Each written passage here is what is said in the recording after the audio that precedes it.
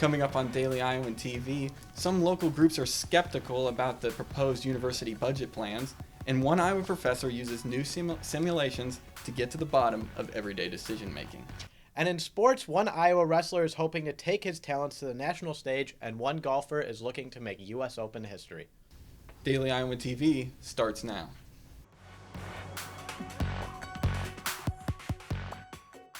Good evening and thanks for joining us. I'm Tanner Sigworth. Members of the Iowa Board of Regents and Deloitte Consulting met in Iowa City today at the IMU.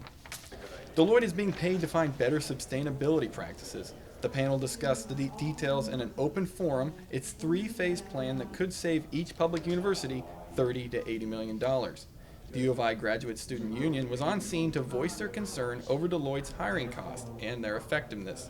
President Jeanette Gabriel says the proposal will hurt undergraduate education.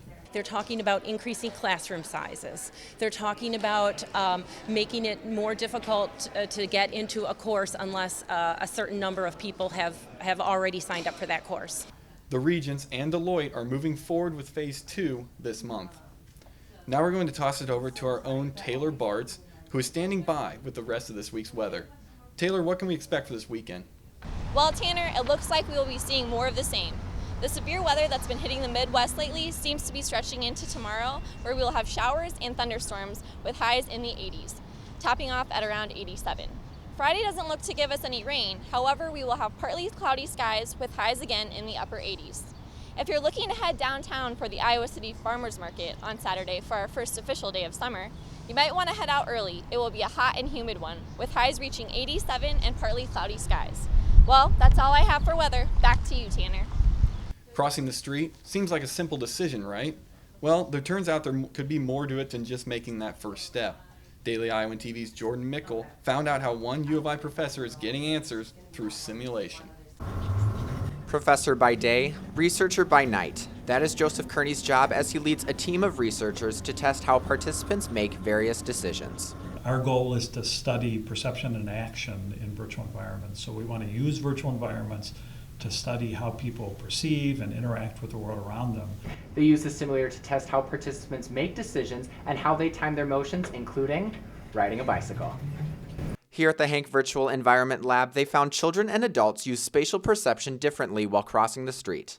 One thing we noticed is that the cars will go like this, and the adults will start walking before the car really passes you, so you can just walk across right after the first car. But the kids will wait until the gap is wide open, and they will have more trouble crossing.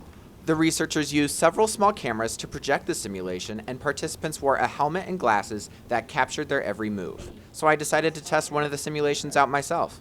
Oh, wow. Just wait. So that's moving you along. And now you're going up. I definitely can feel like the movement that's not there. Yeah. And that's what's interesting, is we're interested in your perception of movement. Jordan Mickle, Daily Iowan TV. And now let's toss it over to Danny Payne, who is standing by to update us on everything sports. Danny? Thanks, Tanner. A lot for you guys on the show tonight, starting on the mat. Former Hawkeye Matt McDonough seeking to become the fourth Hawkeye to represent Iowa internationally, but first he must qualify. McDonough set to face off against Cornell's Nashawn Garrett in a best-of-3 challenge starting Monday for a spot at 57 kilos. If McDonough wins, he will join Tony Ramos, Brett Metcalf, and Thomas Gilman, all competing internationally. Moving from the mat to the golf course with the Women's U.S. Open. 11-year-old Lucy Lee making her debut tomorrow, the youngest ever to qualify for the event. But that's not without criticism from other golfers. Top-ranked golfer Stacy Lewis believes the sixth grader is too young to compete in such an event. Lee tees off tomorrow at 7:07 a.m. at Pinehurst number 2. That's all the time we have for on tonight's show. Be sure to check out the Daily Iowan for more sports coverage over the weekend.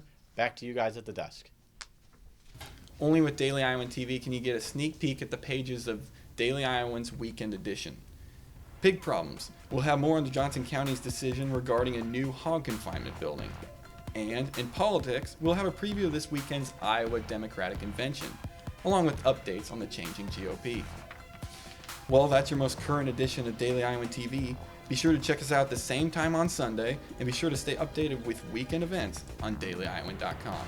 Thanks for watching. Have a great night.